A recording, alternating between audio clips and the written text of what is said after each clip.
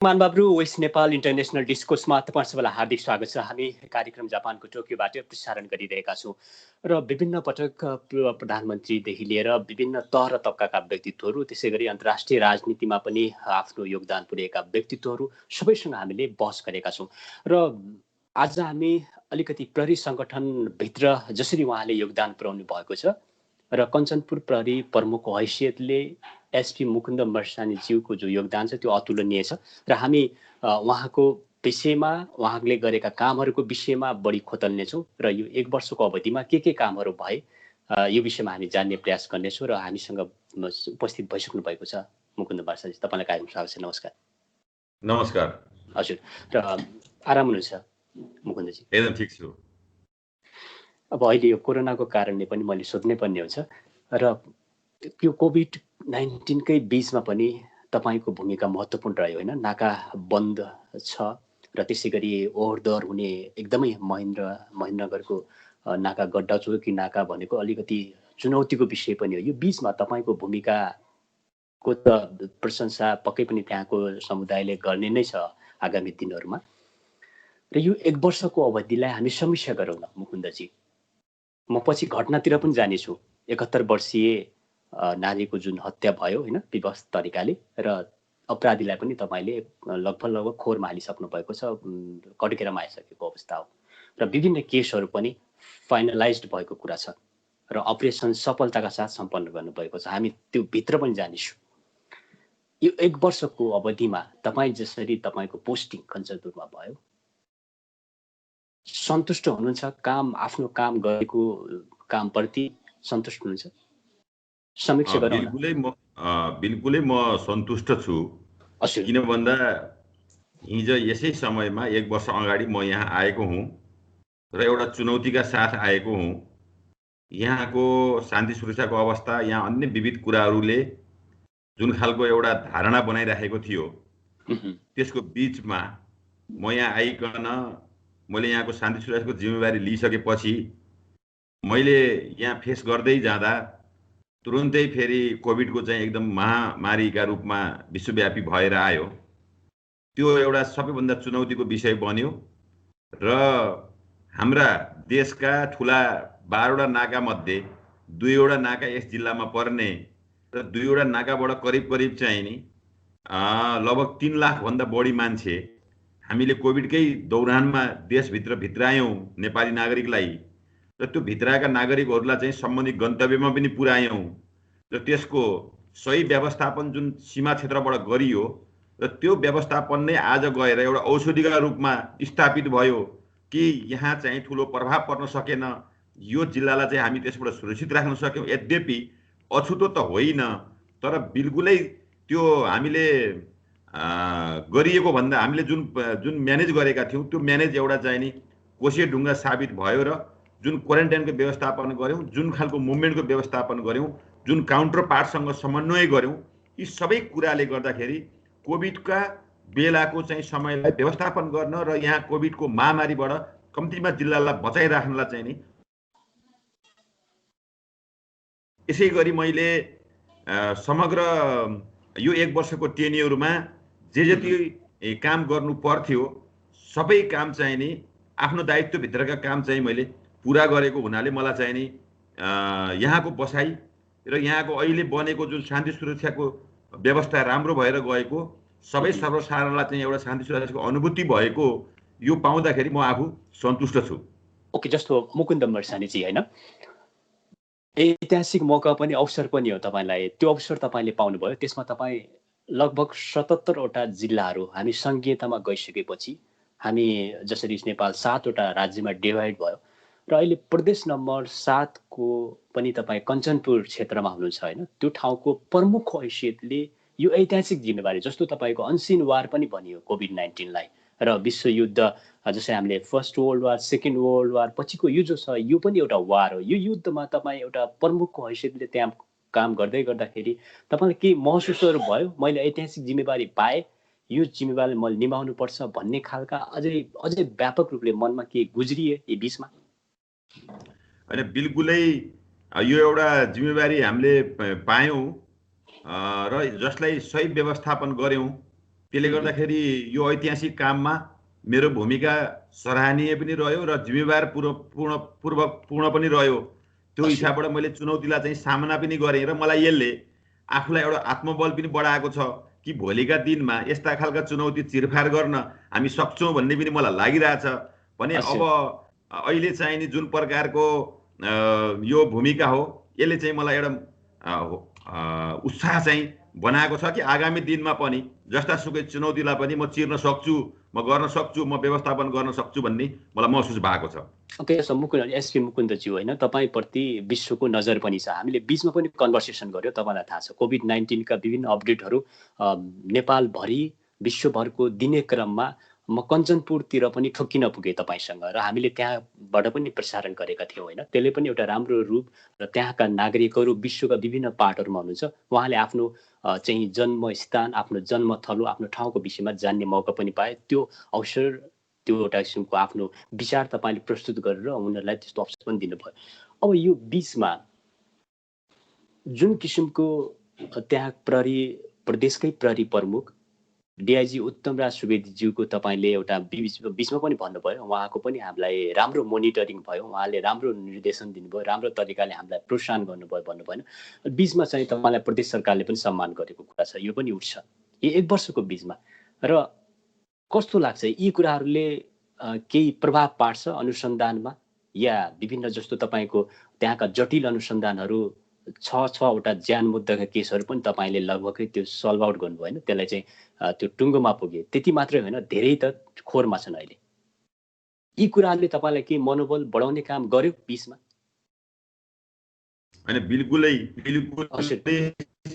सिनियरले जहिले पनि हामीलाई गाइडलाइन्स गर्ने हो, उहाँहरूले दिनु, त्यसपछि गएर स्रोतको व्यवस्थापन गर्ने जिम्मेवारी हुन्छ। त्यो जिम्मेवारीकै कारणबाट त्यसरी हामीलाई निर्देशन र साधन स्रोत सम्पन्न बनाएकै कारणबाट हामीले यहाँ भएका यी सम्पूर्ण गतिविधिहरूलाई नियन्त्रण गर्न सकेका हौँ र यी गतिविधिहरूमा संलग्न व्यक्तिहरू पक्राउ गर्न सकेका हौँ। र मलाई पुरस्कृत गरिसकेपछि त्यसले मलाई प्रभाव पार्ने त स्वाभाविकै हो र मेरो मातहतलाई पनि 800 प्रहरीलाई पनि प्रभाव पार्ने हुनाले त्यसले पनि हामीलाई उत्साहित बनाएको छ। यो बनाउँछ नै यस्ता खालका चाहिँ गतिविधिहरू भएको अवस्थामा चाहिँ सफल र असल अनुसन्धान र कार्य सम्पादन हुन्छ भन्ने मेरो बुझाइ हो। ओके, र अब प्रहरी नागरिकको साथी हो होइन, र प्रहरी र नागरिक बीच सम्बन्ध लगभग नङ र मासु जस्तै हुनुपर्छ। र तपाईँको त्यो यो बीचको अवधिमा यो टेन्युरमा चाहिँ तपाईँले त्यहाँका नागरिकबाट कस्तो सहयोग पाउनुभयो? यो एउटा महत्त्वपूर्ण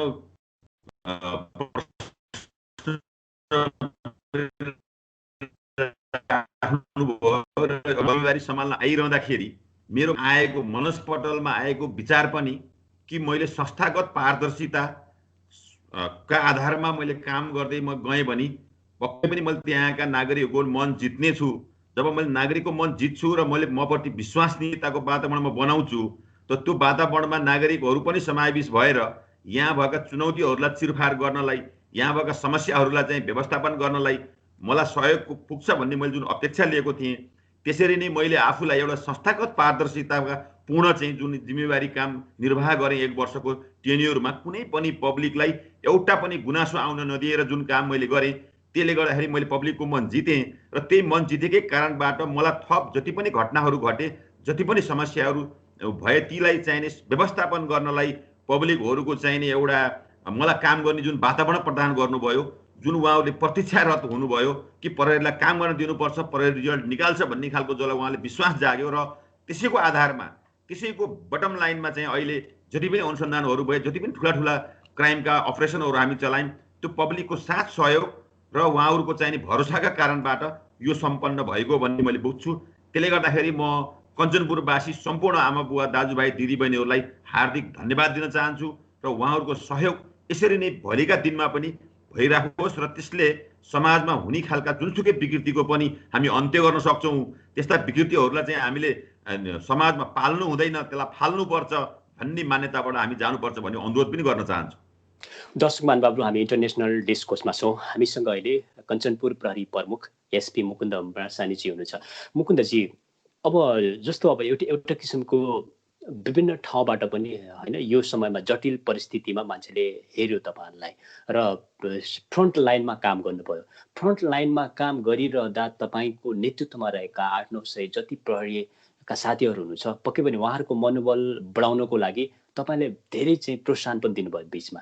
र अझ हामी प्लस यो कुरा सुनौँ कि सबै सुन्न पनि आतुर छन्, जस्तो प्रहरी प्रमुखको हैसियतले तपाईँले बिचमा फ्रन्ट लाइनमा काम गरिरहँदा जटिलता जस्तो भाइरससँग पनि फेस गर्नु पर्यो होइन, र मनोबल बढाउँदै गर्दाखेरि चाहिँ प्रहरीको त्यो ठुलो जमातबाट तपाईँलाई कस्तो प्रतिक्रिया आयो?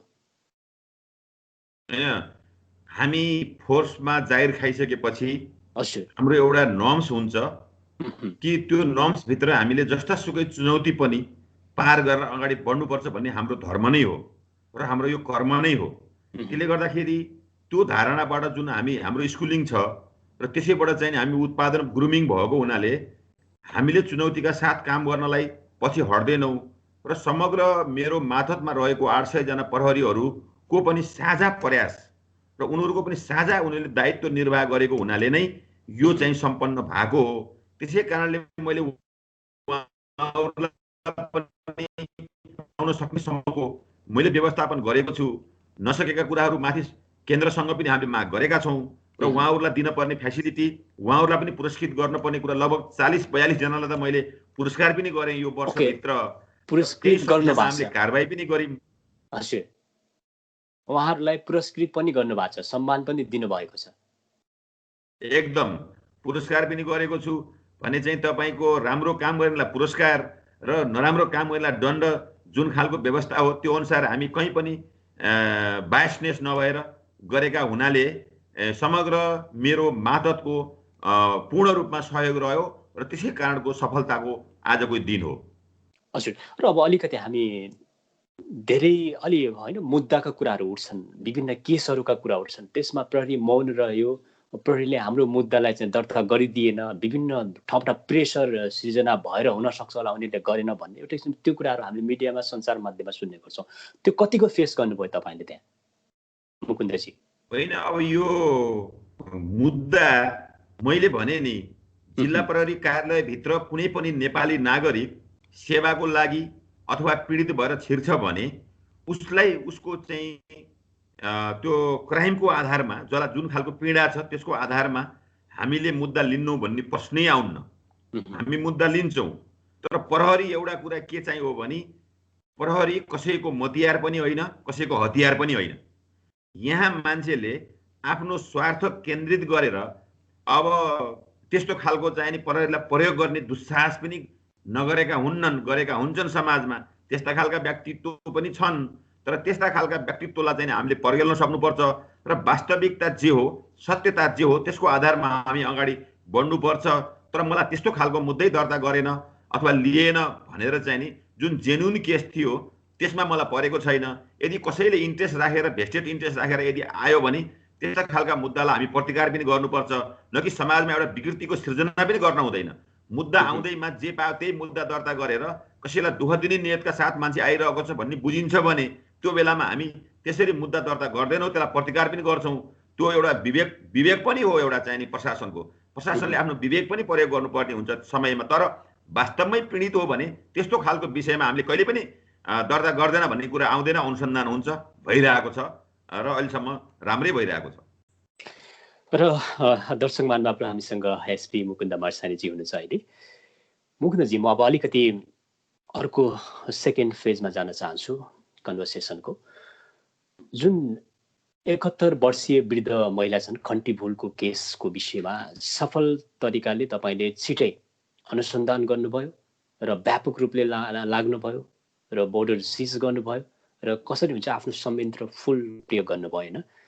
र अलिकति यो घटनामा कतिको चाहिँ तपाईँलाई अलिकति हुन्छ नि यो जटिल थियो तर यसलाई हामीले सल्भ गर्न सक्यौँ भन्ने त्यस्तो महसुस भइरहेको छ। र प्लस अर्को यहाँनिर धेरैले मलाई भनिरहेका छन् एसपी मुकुन्द मर्सानी एउटा सफल एसपी हो नेपालकै, जसले हरेक केसलाई चाहिँ छिटो विदिन आवरमै चाहिँ सल्भ गरेका घटनाहरू पनि छन् भन्ने किसिमले तारिफ पनि भइरहेको छ।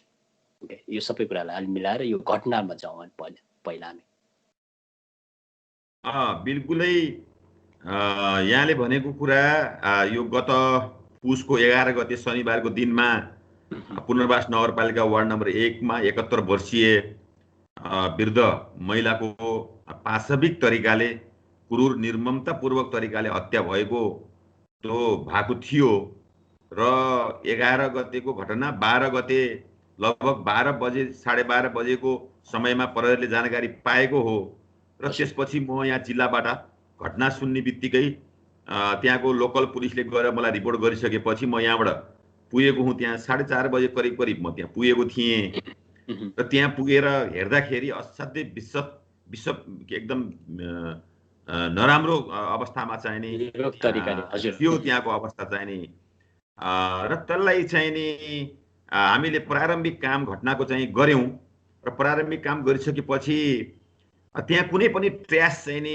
छोडेको थिएन चाहिँ नि अपराधीले र तर यद्यपि हामीलाई यो विश्वास थियो कि एउटा कन्ट्याक्ट अफ एक्सचेन्ज यदि अपराधी त्यहाँ पुगेको छ भने अपराधीले त्यहाँबाट केही लिएर गएको छ र उसले केही त्यहाँ छोडेको छ भन्ने जुन हाम्रो अनुसन्धानको प्रिन्सिपल हो त्यो प्रिन्सिपलको आधारमा हामी जानुपर्छ भनेर हामीले त्यो घटनास्थललाई सेक्युर गर्यौं र त्यो सेक्युर गरिसकेपछि हाम्रो बेसिकल्ली चाहिँ नि डेथ बडी त्यहाँबाट पोस्टमार्टमको लागि पठाइसकेपछि अनुसन्धानका कामहरू हामी त्यहाँ सुरु गर्यौं र हाम्रो त्यहाँ विशेष गरी केमा हामी फोकसिङ भएका थियौं भन्दा उहाँको खन्ती भूलको स्टाटस खन्ती भूलको सोसाइटीमा उहाँको पारिवारिक यी सबै कुरालाई चाहिँ नि हामीले बेस बनाएर अनुसन्धान हामीले केन्द्रित गरेका थियौं।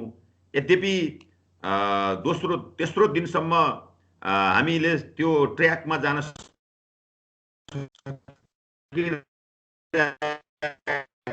थिएनौं र परिवार सूत्रको चाहिँ सहयोगको कारणबाट हामीले चाहिँ लगभग 12 जना जति शंकास्पद व्यक्तित्वहरूलाई चाहिँ नियन्त्रणमा लिएर अनुसन्धान प्रारम्भ गरेका थियौं र अनुसन्धान गर्दै जाँदाखेरि हामी एकजना प्रति दलबहादुर विकप्रति चाहिँ हामीले अनुसन्धान केन्द्रित गर्यौं र उहाँको घर चाहिँ हामी सर्च गर्न गइरहँदाखेरि उहाँको घरभित्र चाहिँ नि गोली भेटियो, 303 राइफलको गोली भेटियो। त्यसपछि हामीलाई अझै अलिक बढी चाहिँ नि उहाँप्रति शंका बढेर गयो। त्यसपछि फेरि पुनः हामीले उहाँसँग सोधपुछ गर्ने क्रममा र एउटा साइकोलोजिकल ट्रिट पनि हामीले उहाँसँग गर्यौं।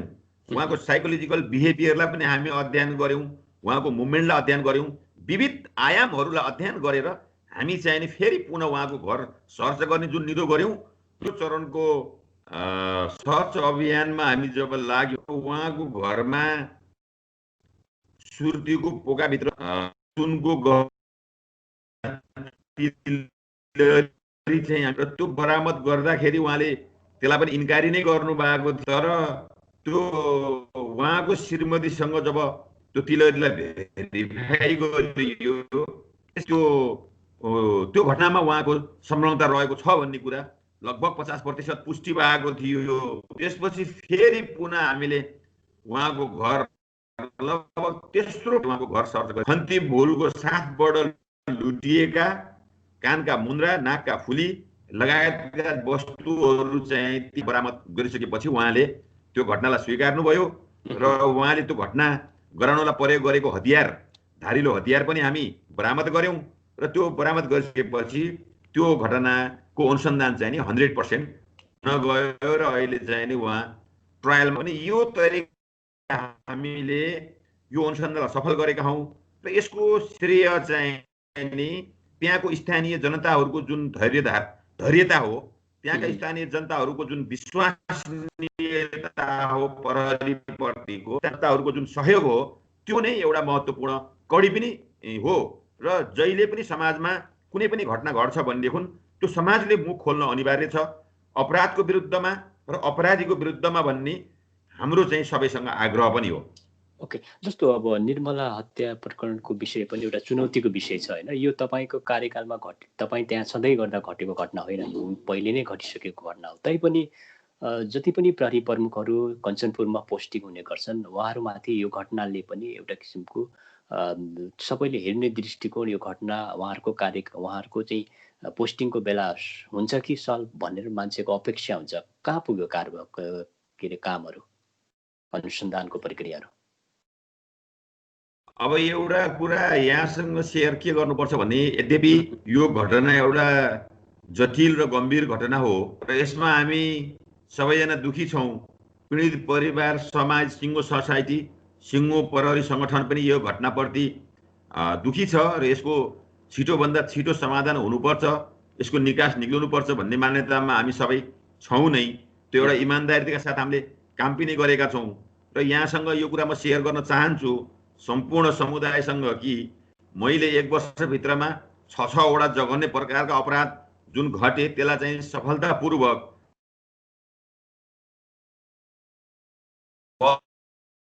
छ। नेपाल प्रहरीले भने त्यो घटनालाई पनि अनुसन्धान गर्न नसक्ने भन्ने कुरा होइन, तर सुरु कुरो कहाँनिर हो भन्दाखेरि जुन बेला घटना घटेको थियो त्यो बेला प्रहरीले चाहिँ नि वस्तुपरक तरिकाले अथवा स्वतन्त्र तरिकाले त्यहाँ काम गर्न पाएन।